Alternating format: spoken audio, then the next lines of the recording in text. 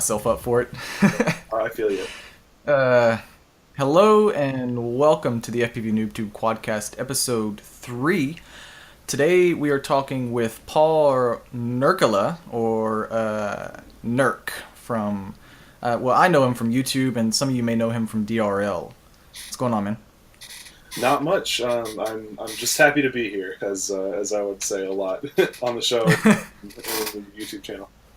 Well, we're happy to have you. I mean, usually it's not just me. Normally I have like a little guest host or something on, but with the timing constraints and everything, it was just me for this one. So a little lonely, a little awkward, but we'll make it work.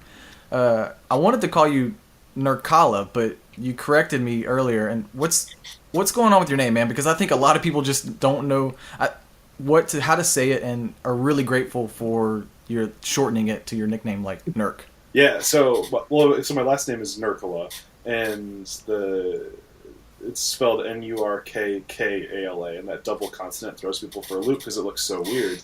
Yeah. But it's actually Finnish, from Finland. Yeah. And in Finnish and many other languages, the accent comes early in the word, but in English, the accent often comes later in the word.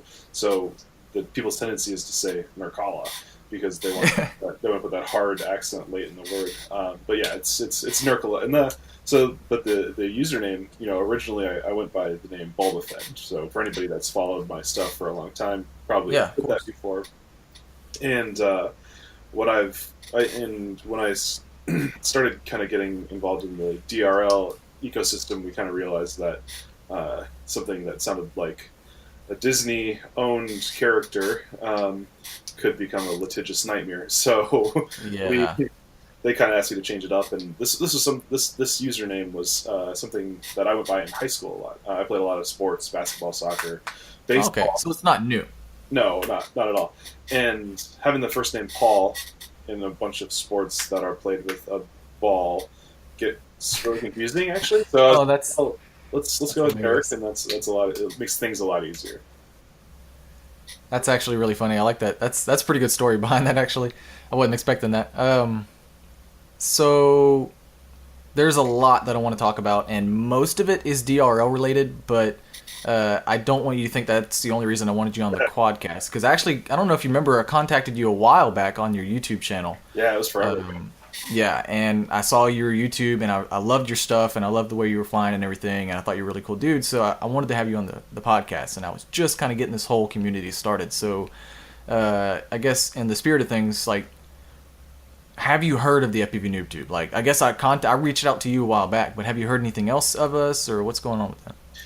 So first of all, I am totally pumped to talk about DRL. Like, it has been a huge part of my life for 7-8 months now. And most of it I've had to keep a secret and not talk about it. I know, right? So don't feel bad asking too many questions about DRL. Awesome. Then I know before we had our conversation way back when, I had not heard of the FPV YouTube, but I'm really excited about the idea, right? Like, it's how do we create content to bring beginners up to speed? How do we get new people excited and informed and in the right direction for starting in what is a really daunting hobby, I think. Yeah, hobby or lifestyle or sport. Yeah, I like the word lifestyle for. Yeah, that's where I'm at right now. I think a lot of us are there. All. So yeah, I mean the whole FPV NoobTube as a concept, as a whole, I can't really say it's a YouTube channel or a community or a podcast. It's everything right now, but it's still really small. It's really new, and this isn't about me or the community, but short version is that it just happened on accident. So I made a couple videos, people liked it, and they wanted more, and the noob thing was my kicker. So that's where we're at, and there's other channels, there's other places like John Bardwell or JC, rest his soul. Yeah. But there's other things out there for teaching people and stuff like that. So as far as what we are pretty much just a place for noobs to go to get any kind of information they want from any outlet that they can get it. So over there on the Facebook page, we're sharing stuff from all different YouTube channels, all different content providers and stuff like that. So the reason I wanted to have you on the quadcast is because I was just intrigued by your flying style. I liked your personality. and I was looking for, someone that noobs in general would look up to, would like to hear from. And I try and kind of put those feelers out. Yeah, of course, people want to hear from like Mr. Steele and, all these other guys like, Wild Willie's really popular, stuff like that. But you're just who I chose. So, I mean, that's why I picked you. So we'll get into a few questions. Do you have any questions for me before I get into all your like 20 questions for you? No, I'm pumped. Let's kick it off. Okay, we'll start, simple, and then we'll just get into the meaty stuff. So, like, about how long have you been flying? I can tell you exactly how long I've been flying. Really? Yeah, this question has come up a lot lately, and so I kind of like sat down and tried to figure it out. So I got for Christmas 2014 like a little Hoops on X4, like tiny little. Yeah. That was the first intro to pretty much RC anything, except for little toys when I was really young. And then, I started doing research, and I built my first drone and finished building it on March 15th of 2015. And I know that because I uploaded a video of the maiden hover on that date. That's like literally just like my wife recording it from her phone. And, I think that clip actually made it onto DRL. I want to see. I've seen that. You probably have. I've seen it. I bring it up a lot, and I should probably just like reshare it sometime. Yeah. But yeah, it's really nice to kind of like know that exact date, and I've been flying since. I actually didn't start doing FPV for like a month or two after that. Like I was doing all line of sight for a while.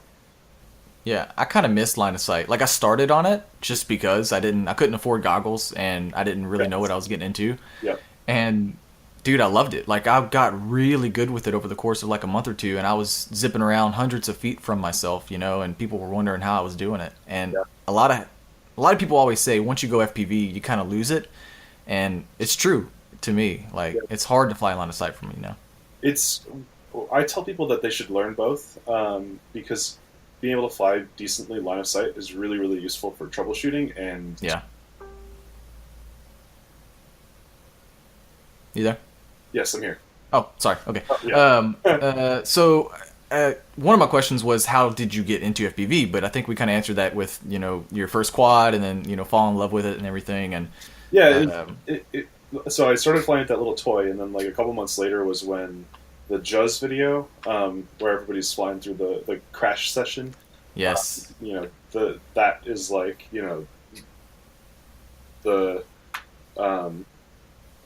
basically the New Testament of drone racing. It is drone racing scripture, and that was kind of the inciting thing. I started to look more. I think right at that same time was when Sharpoo was doing his thing.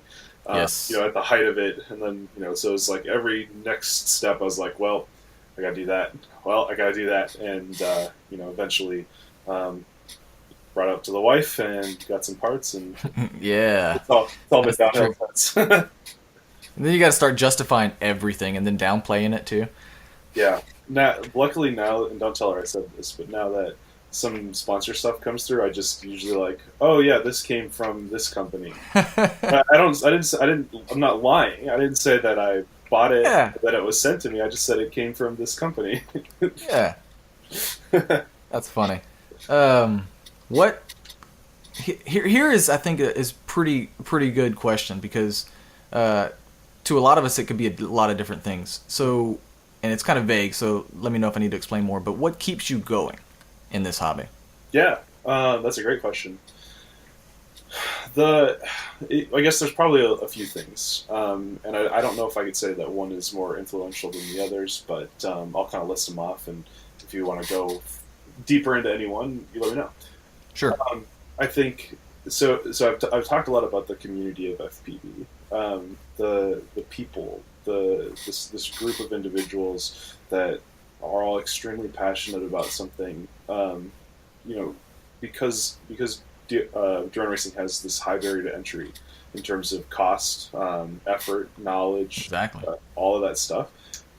What happens is that you get the people that are most passionate together, and when you have a group of people that are passionate, it's really easy to become friends and to become tied together quickly. I mean, you can look at like a church or college, like those sorts of places where you become friends with other people really, really quickly. And I think the same is true of drone racing, and seeing that the power of the community. I mean, just look at what happened with JC. We talked about him a second ago. Instantly everyone is supporting each other, supporting their family. Definitely, it's powerful. It's incredible, and I think. Go ahead. Fostering that and being a part of that is one of the things that keeps me going the most. Yeah, I think that with everything that's been going on the past few weeks, specifically with JC, it really has opened a lot of our eyes to the outreach that we have for each other, and that we really are all connected. We're all in different groups. We're all in different areas of the world and everything, but when we all can come together and agree on one thing, that this one guy JC helped us out so much, and all of us wanted to help his family and all of that, then I think it really brought the whole community together even tighter than it was before. Yeah, absolutely. And I've just seen that cross all the different Facebook groups and social media and YouTube and everything else, but I don't want to dwell on that too much. What else did you have? The other thing I think is a little bit more, not personal, if that's the wrong word, but like introspective. How about is that I've been very excited about self-improvement and self-betterment, and Sure. Pushing myself to do better. And so flying better, winning more races, creating better content, building better friends, and just being an all-around just self-improvement and becoming, the next step and the next step and the next step, better. That's it's like leveling up in a game, right? Like you get that sense of achievement every next step.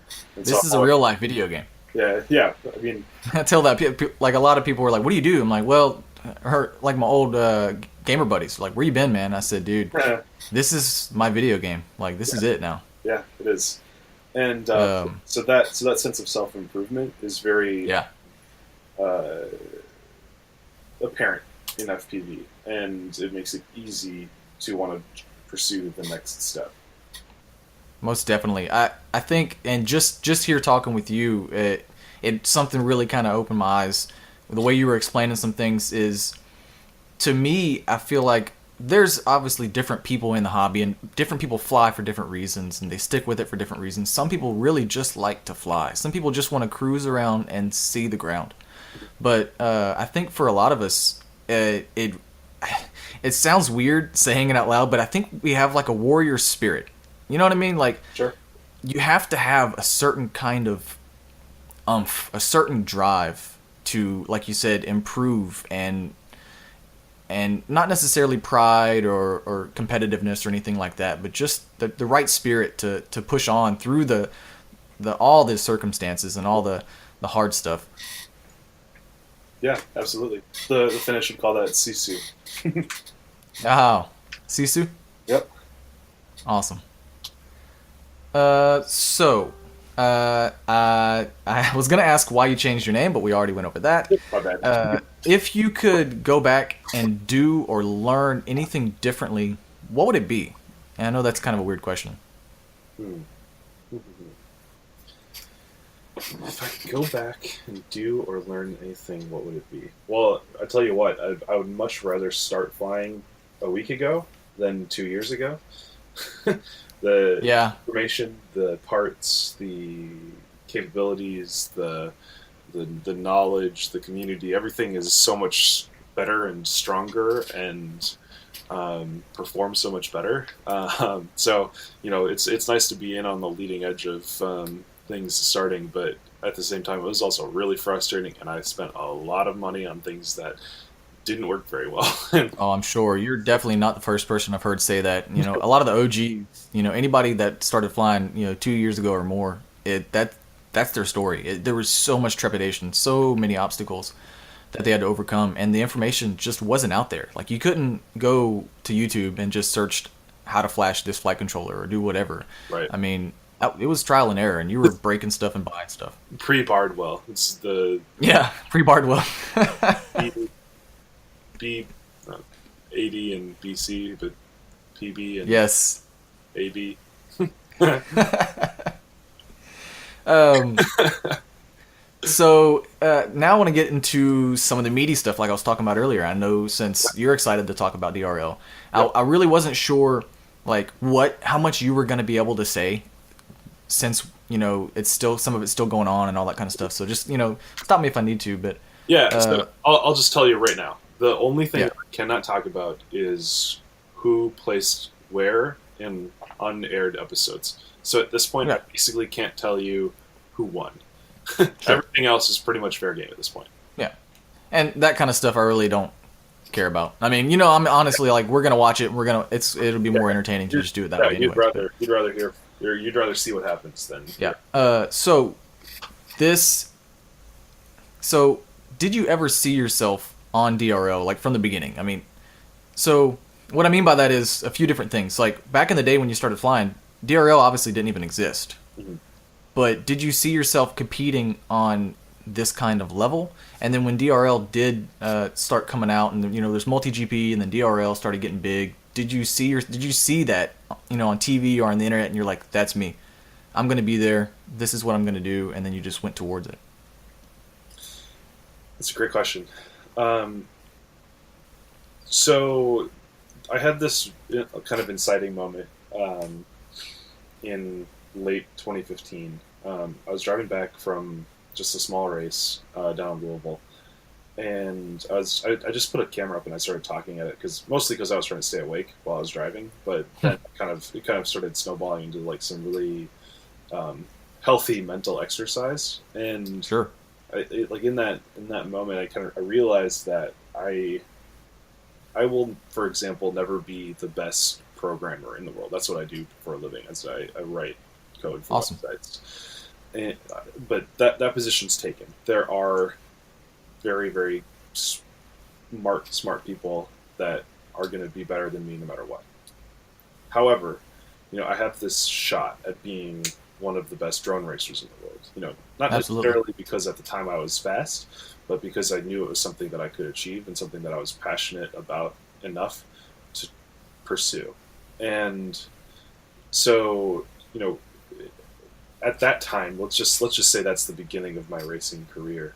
Um, at that time, no, I don't think that I ever would have said that. Hey, I'm going to be on DRL. That's going to be me. I'm going to push for that. Yeah. But I did know that it wasn't something that I was going to give up, and it was something that I was going to work hard to become one of the best at. For better or worse, through thick or thin, you were gonna make it work. Yes, exactly. That's awesome to hear because that's kind of where I'm at personally now. I'm heading off this community and this YouTube channel and everything else, and it takes a lot of time and a lot of effort and responsibility. But Mm-hmm. my main goal right now is to, like you said, to compete, to prove myself, to prove to myself and to others that I can do exactly what that is to be one of the best and just fly alongside the guys that are the best and to be able to see if I've got it. Yeah, absolutely. So how did you get on DRL? Like how did this even happen? Mm-hmm. So let me see. I'm trying to think of dates here.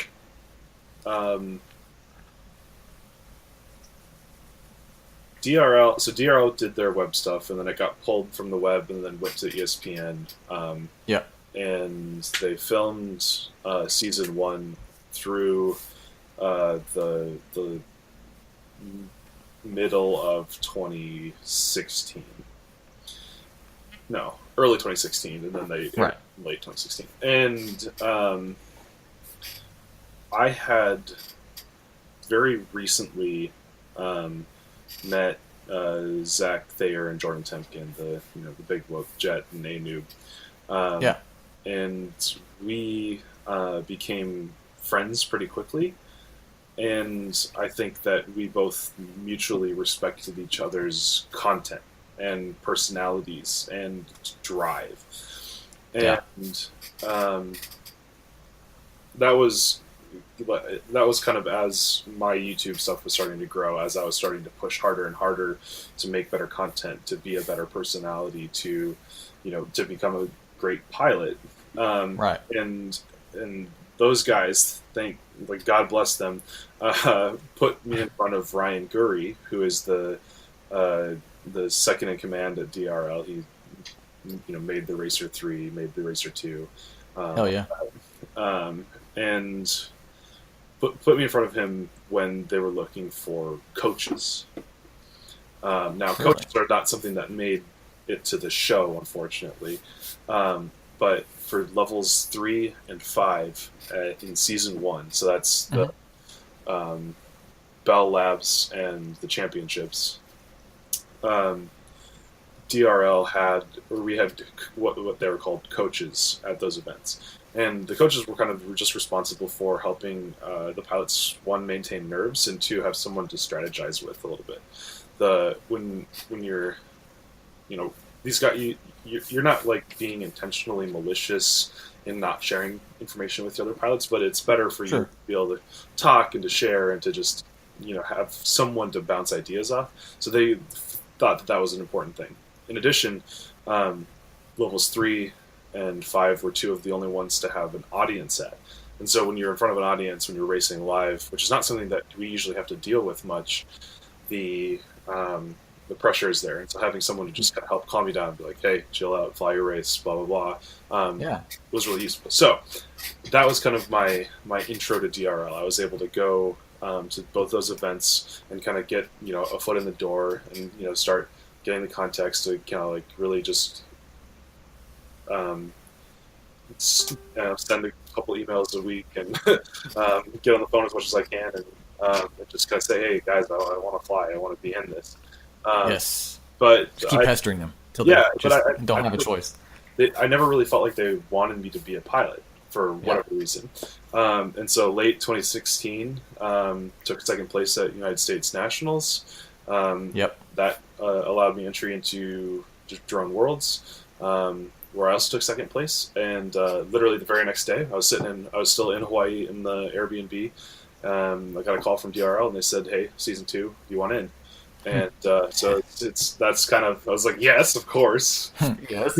What do we do now? And like, when can we start?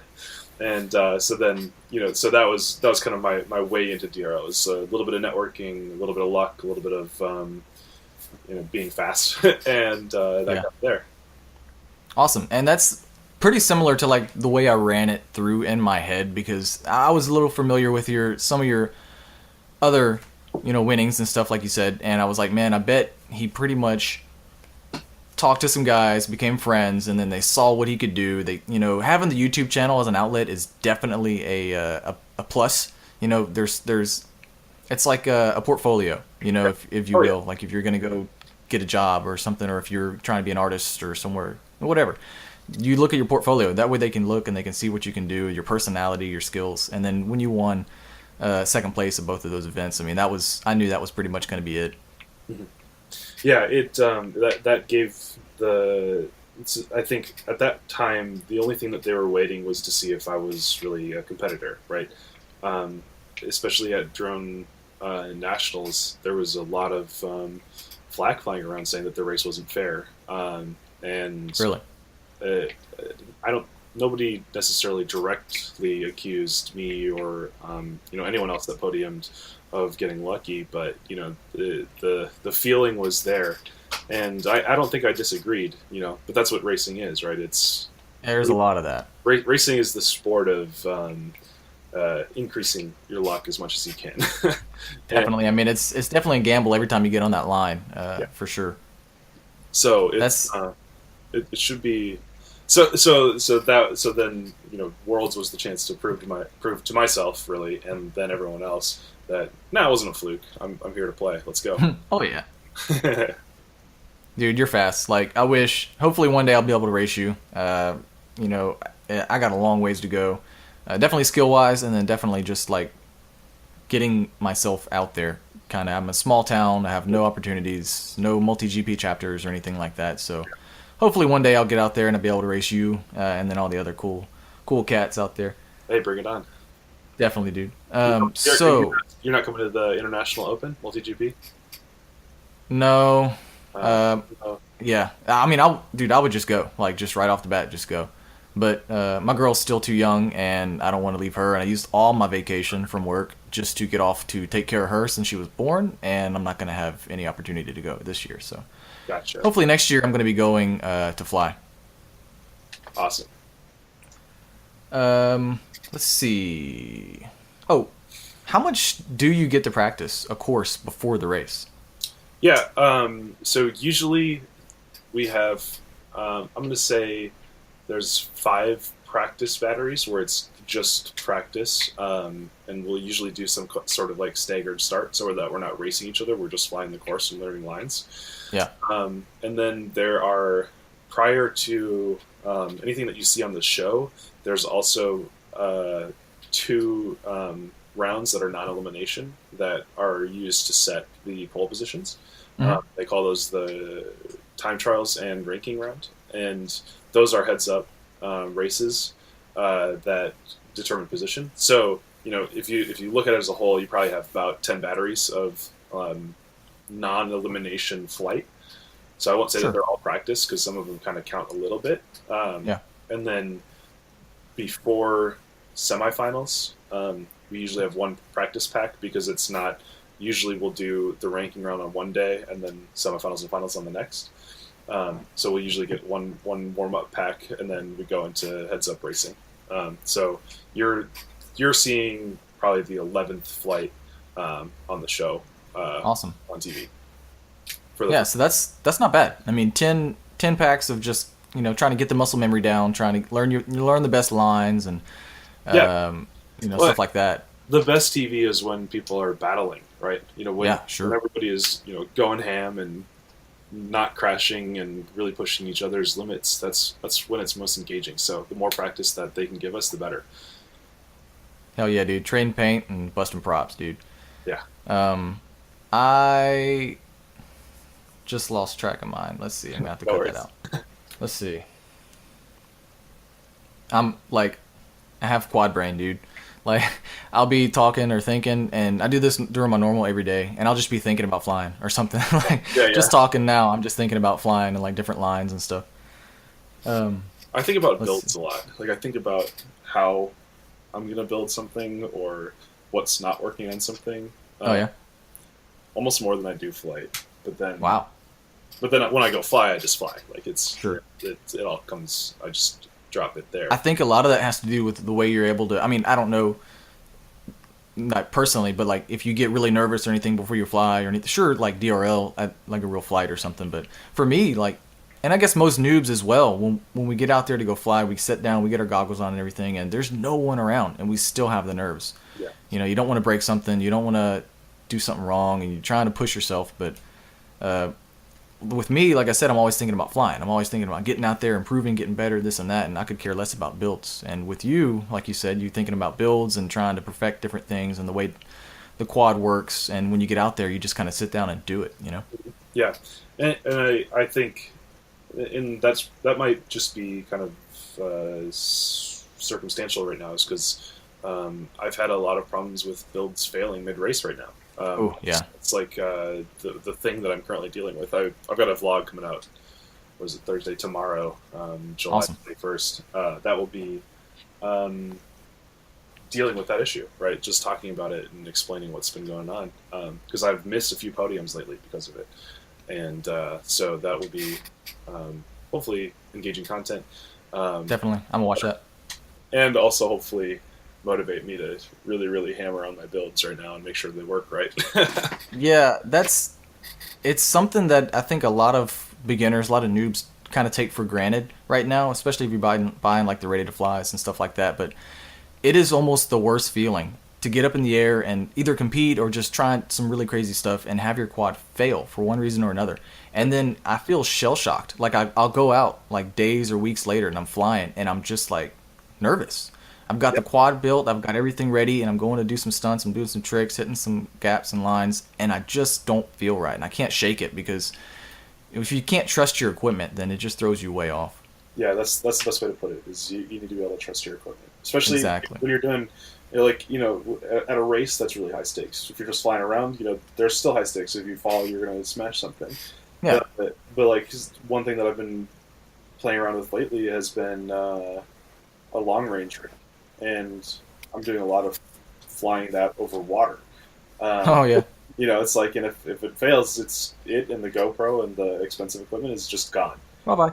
And yeah, so I feel that you have to be able to trust your builds, and right now I don't think I'm in that position for There's a what certain what peace you we're get, I think when you're in the air and you can really trust a good build, or you've kind of shook whatever you had, wrong with you before. I get this peace. Like I just fly and I don't care. I'm not worried about the build, not worried about anything. I'm just enjoying the experience. Yeah, that's the best place to be. Um, so when you're getting ready for a race, we talked about, your warm up packs and your placement packs and everything else. Like the day before or the week before, what do you do? What is the everyday life of NURK when he's trying to get ready for a race, trying to get hyped up or hyped down? Like, do you have a certain routine that you do? I don't know that I would say I have a routine, but I do ramp up my flying as much as I can prior to something. Yeah. So, like, if it's a DRL race, for example, I will, for 3 weeks ahead of time or so, set down all of my other quads and only fly the Racer 3, even in freestyle, even in practice, even Yeah. against people with, other faster rigs, like, when I can. Obviously, if I'm going to a multi-GP or something like that, or I can't run 5-stall, I'll stick with a quad. Yeah. But, I try to... what I said earlier was that racing is all about mitigating luck, and just giving yourself as much luck as possible. And by being in tune with the quad and by knowing how it's going to perform in every turn, when I have a crash or I bump props or something like that, just being as in tune with that machine as I can is what's going to help me mitigate risk as much as possible and be Definitely. able to finish more races and finish them faster. So, what would a day look like? I guess I usually get up in the morning and do a little bit of editing before I do anything else. I like to start my day that way, Yeah. do something for myself rather than for someone else. Lots of coffee, and then Yes. I'll work from 10 a.m. to 6 p.m. or so, for whatever contract work that I've got going on. And during work, we all take smoke breaks. I don't smoke, but that's my smoke break is to sit down and be the lazy boy behind me and fly for 4 batteries or something. Just for 20 minutes, and then set the quads, Yeah.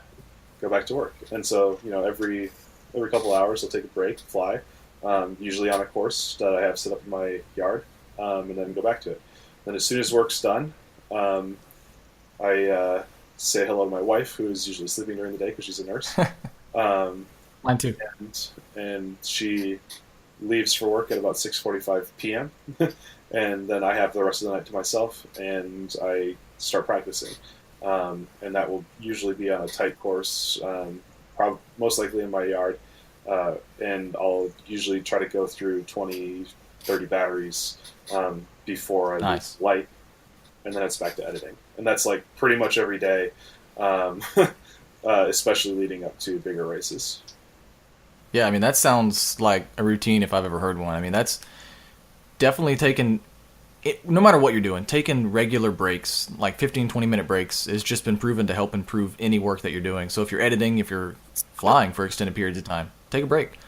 If you're working, do stuff like that. But you have actually, you are the inspiration for me setting up a course in my backyard. For the longest time, I would go to a park. It was a big open field, and I was trying to get better and trying to work on my tight turns and everything. And my backyard's pretty small, Mm-hmm. and the whole property around my house. But I woke up one day and I said, "Man, if I'm gonna get better, I need to fly more often and not have to drive to do it." So I said, "Screw Yep. it," and I just started doing figure eights around a couple trees in my yard and Yep. just did it over and over. And I mean like figure eights. Like I would run 10, 15 packs a day doing that, and then I would do a couple split S's on a few different packs, and just really trying to tune it in. And then now I've actually got a course set up around my house. I got gates and everything, and they stay up. Mm-hmm. So anytime I feel like it, I could just go out there, run the course, and get back to what I'm doing. So it's funny you mentioned that. Yeah, I think between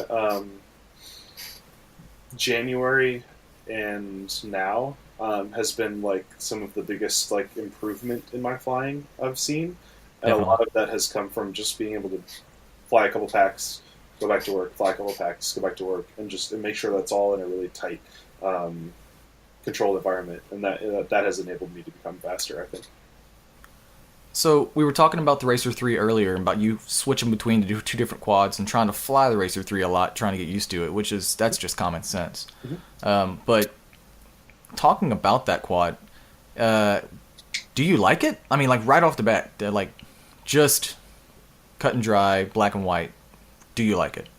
Yes. Okay. It flies a little different. Yeah. It's obviously heavy, right? The quads that we fly, if you're flying without a GoPro, you're in the 500 gram range. With a GoPro, you're in the 600 and some range. The Racer 3 is about a kilogram. So it's like twice the weight of things that you usually fly. But it's on 60/40 props, tri-blades with 1800 kV motors on a 5-cell. So it actually generates upwards of 8 kilograms of thrust. Nice. At full bore. And so, that gives you really, 7-to-1, 8-to-1 thrust to weight, which isn't awful. Now, because of all of that momentum and all of that weight that you have to account for in turns, it does handle differently, but not in an uncomfortable sort of way. It actually, sometimes I find that I will flow better through a course flying that thing than I will on my super light. Actually, well, I don't even fly that light of rigs, but like on my, 12-to-1 thrust to weight ratio quads. Yeah. It's a different flying style, but it's a very fun one. And even if it sucked, DRL would still be really fun because everybody's flying the same thing. And when you slow it down, when you force everyone to be with the exact same equipment, you get the best racing possible. Yeah, I like that multi-GP's going forward with the spec race as well, trying to kind of do some of that same stuff, so where everybody is going to be flying the same similar things, and it's going to level the playing field with that as well. Yeah, absolutely. We've been talking locally about doing like a 3S spec class. Oh, wow. Where everything is we just dial everything way back and we make it as tight, fun racing as possible. Heck yeah, dude. I'd be down for that. So you would pick up the Racer 3 over, a couple different quads, depending on the day, depending on what you're doing. I think a lot of people that have a few different quads kind of feel the same way. Mm-hmm. They'll pick up a different quad depending on what they feel like and what they're doing anyways. So I would pick up different quads based on what I'm training for. Right. Sure. If I want to be doing freestyle for like the next 3 weeks, I'll just fly my freestyle quad. If I have a race coming up, I'm going to fly my racing quads. If I have a DRL race coming up, I'm flying the Racer 3. And it's just, I want to just be, like I said before, in tune with whatever craft it is that I'm working on. See, to me, the Racer 3 is a freestyle quad. I mean, it's essentially, when you think about a freestyle quad, it's a top-mounted battery, long body, Racer 3 5-6 inch props, regular X design. Mm-hmm. I mean, to me, it's a freestyle quad. I mean, do you feel that way? If I tuned it differently, I think it would be more of a freestyle quad. The Racer 3 has a really, I don't know if you know what D set point, weight, and transition do, but it has them cranked way up, and it just makes it really, really crunchy instead of juicy. Mm-hmm. Okay. That doesn't, it makes it hard to be pretty in your freestyle. It makes I get that. I don't get it because I haven't gotten to the whole technical things. Myself, like I said earlier, I just want to fly. So if I can get the build together and it doesn't vibrate horribly and catch on fire, then I'm flying. So me too. All that kind of stuff, I'd like to learn a whole lot more of that because I think I could use a little bit more juice in some of my builds. Yeah. But personally, honestly, I just don't care about freestyle. Only because of the lack of opportunities for racing that I have around me. I feel like I need to compensate for that, where I need to race as much as possible. If that just means I'm racing myself with a racing quad, I Sure. rarely pick up my freestyle quad. Sure. That being said, what is your favorite style? Like, do you really love freestyle? Is that, I mean, because that's, I think, how all of us started. But would you do one over the other if you really had the choice? If you can get paid, or if you can get, if DRL was just freestyle, would you do that over racing? Um, if I had to choose between racing and freestyle, I would pick racing any day. Definitely. Um, Freestyle for me is Therapy. not exactly, because racing is therapy for me too. It's a form of self expression almost. It gives me Sure. the opportunity to kind of look at the stuff around me from a unique perspective, right? Like recently, we were in England for DRL, and my wife and I went hiking along what most people would call like the White Cliffs of Dover, and Hmm. I think I'm probably one of the first people to be able to quote jump off, and Yeah. experience those cliffs, that beautiful place, from a completely new and unique perspective. And that's what freestyle enables for me. It's the opportunity to literally look at the world in a new way. I definitely get that. I get that feeling just around where I'm at now. You get a different view of your environment, a different view of the world, which to me, like I said, reason I said therapy is because that's what it is to me. If I'm going to go someplace and really you just want to free your mind, get up in the air and take a different perspective, take a different look at, your surroundings. And like you said, get to do something that normal people just can't do. And whether or not you're in it, you're really in it. Most people argue, well, it's just a toy. You're just looking through the screen, but if they don't do it, they don't get it. Exactly. You have freed yourself from two-dimensional living and into three-dimensional. Transcended. Yeah, there you go. What are your favorite types of spots to fly? I mean, like really technical. Like, I guess we're talking more about freestyle now, Sure. but a lot of people have different types of spots, and some people complain because all they have is just some open trees and a field, but they want bandos and all this kind of stuff. Like, what's your favorite kind of spots?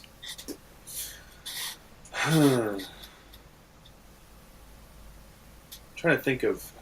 I'm trying to think, like, so thinking back, I think about like my favorite spots are the ones where I got to make awesome content out of, right? Like one of my favorite videos that I've done was the one flying around Corfe Castle Yes. in England, and it's a pretty awesome spot. Um, Unfortunately, we couldn't interact with it very well because we had to fly it from like a quarter mile away. Oh, geez. um, but the just if I can come back, look at the footage, and create a video that makes me like feel the sense of adventure, feel the Right. just kind of relive almost like what it was like to be there. That becomes a spot that I really like. Uh, so it just that's kind of the way I'm looking at it. Is like it's if I can if it's a spot that somebody can look at and say, oh, I can kind of feel the sense of adventure. I know what it's like for you to be there, and kind of Yeah. glean a little bit of that excitement from the location and the video that results from it. That's my favorite place to fly. I think it's got to have like a little bit of magic, a little bit of mystery. I mean, Yeah, something not the everyday. yeah, But I've seen places, strange parks and different places people fly where you really don't have to go crazy out of your way, but you can still make it look, like you said, like an adventure. Something, take someone on a ride and let them feel like what you felt to be there. yeah. I don't want to bring up, I don't want to open any old wounds or anything, and I didn't want to talk too much about this season and different races and stuff like that. But what was your experience with this season racing in DRL? I mean, it was awesome. Like win or lose, we're flying in the coolest locations in the world with the best pilots in the world. There's a crew of 100+ people there Wow. supporting drone racing that is going to be rebroadcast to millions of people around the world. So like, even if you suck, Just happy to be there. like I did in Miami, I'm just happy to be there. Exactly. Yeah. So it's you always. The only time I would get down on myself is like for not performing up to what is my standard. The rest of the time, it's like, oh my gosh, we're here doing this right now. Like, what is going on? And so that's what it's like to fly for DRL. It's awesome, and it's something that I don't know that I would have ever said is going to happen, and there we are. And it's just it is an opportunity of a lifetime, and so It definitely is. my wife and I are pushing very hard to make it a reality, to be able to do that and participate in that. That's awesome. I'm glad you have that kind of support too. Yeah, me too. There's some sacrifice involved in that, but it's it's worth it. It's something that we care about enough to make it happen. Awesome. Well, I am definitely happy for you, and jealous as well, as I think everyone is. So we all want to see ourselves there, and eventually some of us will. We just got to push hard enough. What does the future hold for NURK? For NURK, Paul Nurkala, where do you see yourself in 5 years with this hobby or lifestyle? Sorry. that's a question that I try to ask other people because I don't know how to answer it for myself. It's I don't know. Like well, there's different avenues that I could see happening right now, and I don't know which one is the right one. I don't know if it's some combination of them, and I don't know if because each of them is kind of dependent on its own success. So for example, if DRL continues and we continue to get better and better ratings and people care and we continue to make awesome TV, there's probably a career opportunity there to be Definitely a personality, right? It's like essentially I'm a character in a TV show. I am me, but I am that is what we're selling as much as we are drone racing. Yeah. So I can see that being one avenue. I would love for that to be full time, but I don't know if I see it right this second. Then there's I kind of am seeing an avenue right now in potentially doing some sort of filmmaking almost. definitely. I don't know if you saw recently the truck race video that I put out, but basically, you have to go watch that. Yeah, but, I didn't see that one. Essentially, I got contacted by a local company, a trucking company called Fraley and Schilling. Mm-hmm. They're a national trucking company. They have like 600 trucks and many employees around the country. And the CEO happens to fly FPV. He reached out to me. He lives about an hour away, and we got to chatting. And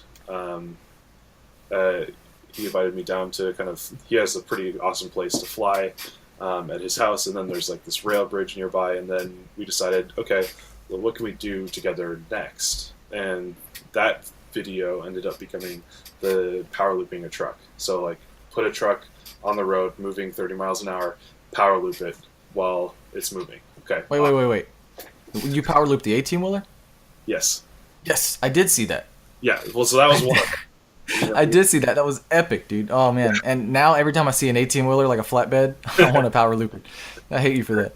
It was it was a lot of fun. But then so that was awesome, and it was a fun little video. But then we decided, okay, we got to do this again and one up it.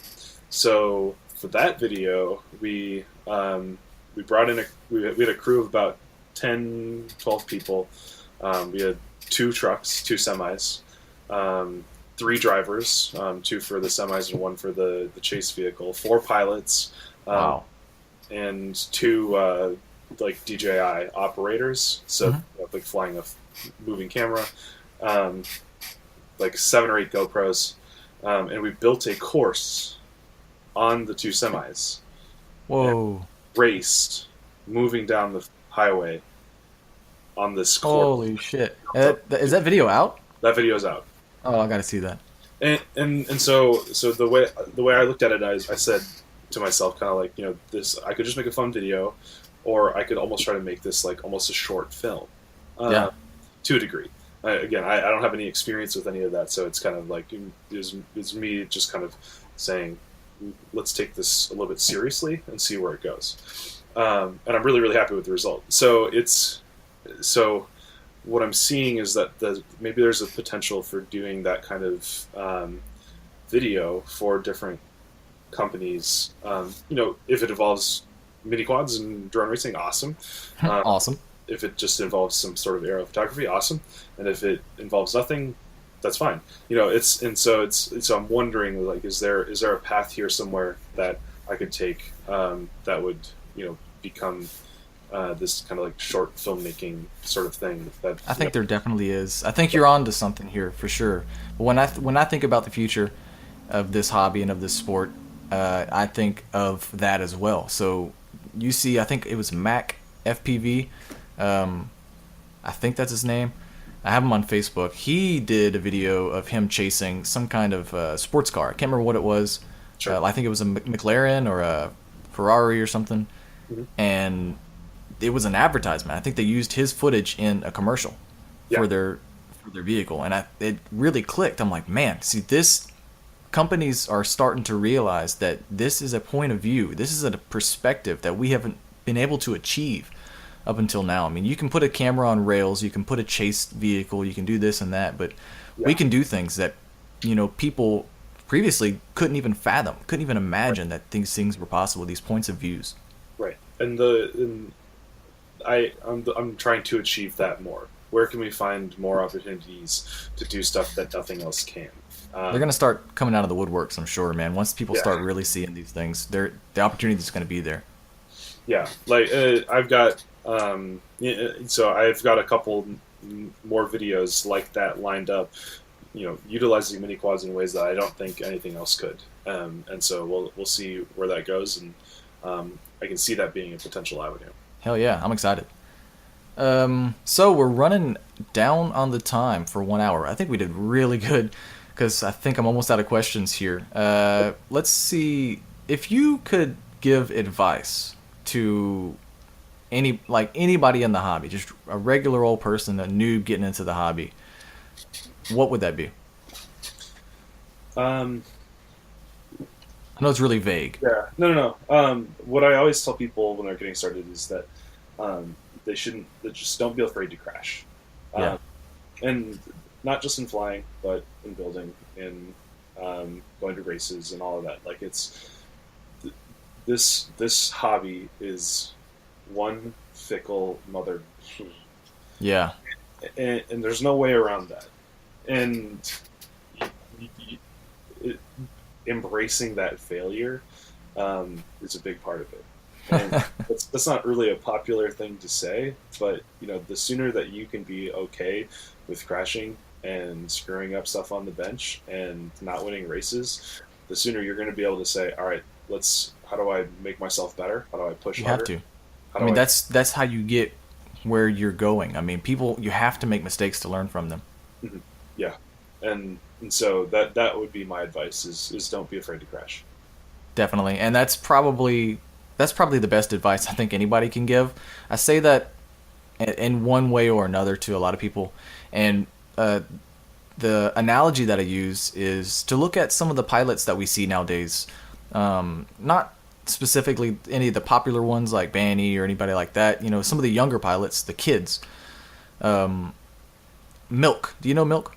Yep. What is she, like 9 years old? Or she was 9 years old from... where was she from? Malaysia? Malaysia? Yeah, I think you're right. A 9-year-old girl from Malaysia when I saw her footage, it was discouraging. I'll tell you that. And that's another thing is don't be discouraged by their stuff. They're going to doctor it to look as fast as possible. Sure. Show you the one clip where everything was perfect. Yeah. Don't ever watch that and think I will never beat them.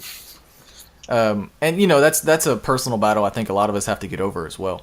But if you're looking at these younger pilots specifically, look at what they're doing and how they're doing it in such a short period of time. And I think a lot of it is just that innocence, that fearless drive to just have fun and be good at something and to not care. Like you said, don't be scared to crash. Don't be scared to fail. and just do it. Go as fast as you can, do what you can do, and rebuild it. But you'll see a lot of improvement from that. Yeah, you're saying it like almost like treat it like a video game, right? Like there is no consequence. Go Yeah. fast and Yeah. push yourself. Yeah. You're gonna crash. You're gonna break stuff. It's gonna suck. But if that was a big defining moment for me to see all of these children that are really, really fast, and it clicked in my head that they just don't care. It's Right. not their money. It's not their quad. They just fly it and they get really good and they have a lot of fun doing it. So I've learned to let go in that aspect. Yep. Yeah, Well, absolutely. Nurk, thanks for being on the show, man. I really, really, really enjoyed it. I really appreciate it. And I'd like to have you on some other different content in the future, hopefully. Specifically, the YouTube channel. So I know we talked a little bit about it before, kind of what it is and the whole community and the FPV NoobTube in general. I am the creator of it, but I've always expressed since the beginning that I don't want fame. I don't want, I mean, it's a small channel right now, but if it had 10,000, 20,000 subscribers, I didn't want people to look to me specifically and say that the FPV NoobTube is Aaron Leslie or it is Icarus. So I have other content creators on there, specifically Charles Hoover or Chuck. He actually makes other episodes for the FPV NoobTube, and I'm trying to get other content creators on the NoobTube as well. So would you be willing to maybe be on an episode from by Chuck, by Charles Hoover? His episodes are called the Noob Crew. So it's kind of like just different pilots around the world that are part of the NoobTube community, which I'd hope that you would be as well. And just showcasing them, talking a little bit about them, and then showing their flying. Mm-hmm. Yeah, for sure. Awesome, man. I appreciate it. So I am hungry because I only had like a little sandwich for lunch, and I wanted to get this thing going. And then I had coffee, so it's really like got me going. Yeah. I feel So you. I'm gonna go grab a bite to eat. Thanks a lot for being on the Quadcast, taking your time out the day, man. Yeah, thank you so much for having me. I really appreciate the opportunity to speak directly to a newer audience. I think that's a big part of where I started. Definitely. The story behind my channel and my content is what I say is telling the story of FPV, and especially for those who don't get to start it or haven't yet started or just started, it hopefully gives a sense into what it is like to be a pilot and to know kind of what it's like to deal with all of the frustration and Yes. then success that comes as a result of hard work. So go check out NURK's channel. Go check it out. I'm going to put it in the description. If you haven't already watched this stuff, it's amazing. If you don't want to watch it already with just us talking about the 18-wheeler stuff, then you're just, I don't know what you're doing here. But NURK.tv will get you to my YouTube channel. oh, cool. Awesome. I didn't know that. Hey, by the way, like, if you could recommend anybody else to be on the show, who would that be? Like, can you call somebody out? Thinking. Because I'm down for anybody. I just like to talk to people and get their experience. Stu, UAV Futures. Oh, yeah. I love Stu. He would be a great guest for this show. Yes. Okay, so you heard it here first, guys. NURK called out Stu to be on the podcast. Sorry, Stu. All right, man. I'll see you later. You're gonna have to work out some weird times for him because he's Yes, that's true. almost because you're from the United States somewhere, right? Dude, I don't care. I'll be up at midnight, 1 o'clock in the morning. I don't care. You might have to. Yeah, I'll do it. Alrighty. Take it easy, man. Thank you very much.